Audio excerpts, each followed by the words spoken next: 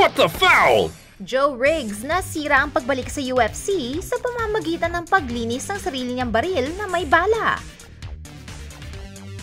5 araw lamang matapos niyang i-announce ang kanyang pagbalik sa UFC ay napilitang mag-back out si Joe Diesel Riggs mula sa kanyang welterweight bout sa UFC Fight Night 51. Kaka-resign pa lang ni Riggs sa UFC noong 1 linggo matapos siyang magpahinga ng 8 taon. Siya ay minsang nagkaroon ng 6-fight streak sa Strikeforce at Bellator MMA. Lunes ng gabi, pinagdiwang niya ang kanyang pagbabalik sa UFC sa pamamagitan ng paglinis ng kanyang baril. Habang nililinis niya ang kanyang licensed firearm, napadischarge ang baril at nabaril ni Riggs ang kanyang sarili sa kamay at hita. Siya ay dinala sa nalalapit na ospital sa Arizona kung saan siya ay nagamot ng mga doktor.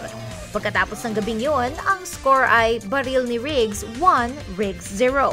Mukhang natapos na ang kanyang winning streak. Sayang! Lesson learned, tanggalin muna ang bala bago linisin ang baril.